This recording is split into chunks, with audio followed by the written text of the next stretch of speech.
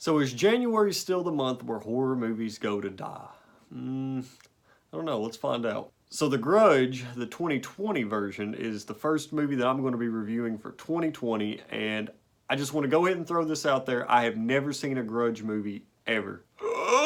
Now, I know that's crazy. I know probably a lot of you got, probably everybody that's watching this has seen one. And that's just a movie that I never really had an interest in watching. Like, I never had an interest in watching the Ring movies. I never had an interest in watching the Grudge movies. I don't know why either, you know, like, I'm a big fan of Insidious, The Conjuring. And I know the Grudge and the Ring are two completely different beasts, kind of, sort of. But, you know, I guess they all revolve around something paranormal, I guess. But yeah, I had never seen a Grudge movie. So whenever I went into this movie, I had zero expectations. And I actually think that's a good thing because I think I've seen I don't know. I think the movie's got like a 5 point something on IMDb. So yeah, I'm pretty sure people are being pretty judgmental against the movie. And that's, you know, completely fine, obviously. But yeah, maybe that's just fans that have seen the movie. I haven't seen the movie, so my opinion could be completely different than yours. But the good news is this film apparently takes place during the events of the first movie. So even though I haven't seen the first movie yet, I feel like that this would be a pretty good starting point. Now, my wife loves The Grudge. She said that The Grudge is a part of her childhood.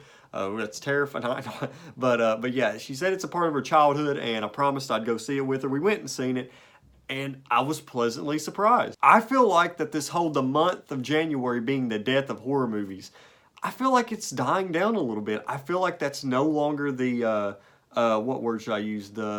The norm whenever it comes to the beginning of the year, you know? Like, I feel like January is a safe month for horror movies. And I know later on this month we have the movie The Turning, which we'll get into whenever The Turning comes out, because we are going to go see that, and I actually have hope now. But yeah, I remember Insidious: The Last Key, that came out in January. That movie was decent. I mean, it was, yeah. And then you had Escape Room, which was okay, but it wasn't really, you know, the greatest thing. Now we have The Grudge, and I really did enjoy this film.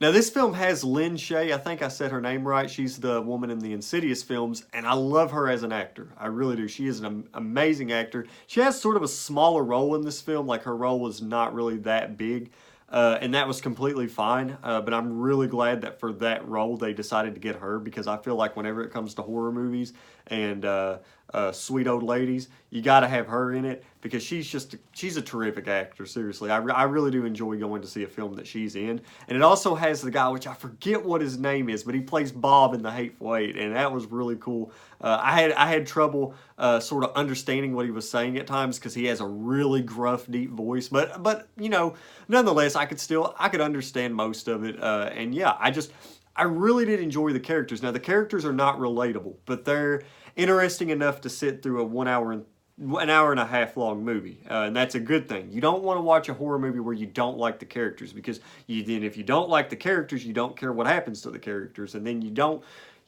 have really a connection to the film then. You know, you're just watching the movie, and you're just like, okay, whatever happens, happens. But while I was watching this film, I was like, dang, I really like some of these characters. You know, I really do enjoy them, and I hope nothing happens to some of these characters. And, you know, that's not how this thing kind of works. But yeah, The Grudge, you know, the character development, not really much character development, but the characters themselves, they're interesting enough for the film. Now, that gets me into the scares. Now, leading up to the actual scares, it's tense. It really is. There were some moments where I wasn't like back in my seat like this, because I don't get like that anymore during movies, you know, because I'm a big man. But yeah, there was some scenes where I was tense, though. I was sitting there, you know, my wife, she was sitting there like that in some scenes, and I was like, But whenever the scare actually happened, you know, it was kind of what word am I looking for? They were cheap scares. All the scares were cheap in this film. You know, you would get this really tense moment, and then you'd be sitting there like this, and then the scare would come up and hit you in the face, and then you're just like, okay, when's this happening? And it felt really cheap, you know?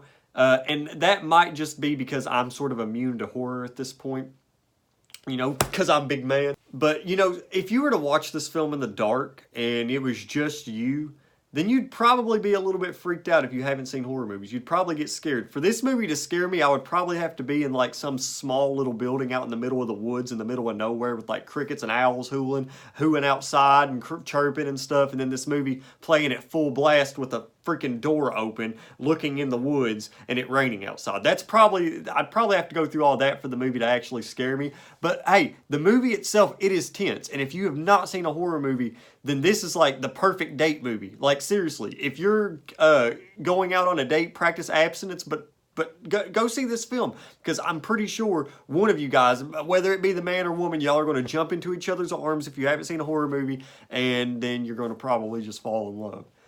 And if you just so happen to be with somebody that has seen a lot of horror movies and didn't think it was scary and you just jumped in your lap, well, congratulations, you just ruined it. But anyway, guys, I'm going to give The Grudge a B. It was a good film. It was a good film, and I didn't even bring up the whole F for horrible, D for bad, C for okay or mad, B for good, A for amazing, S for superior masterpiece. I've said this a lot, but yeah, I give it a B, just in case, you know, you're new to this channel. That's how I rank my films, and this was a good film. My first film of 2020, it was pleasant.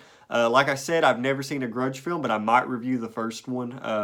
Me and my wife are probably going to watch that here in a few days.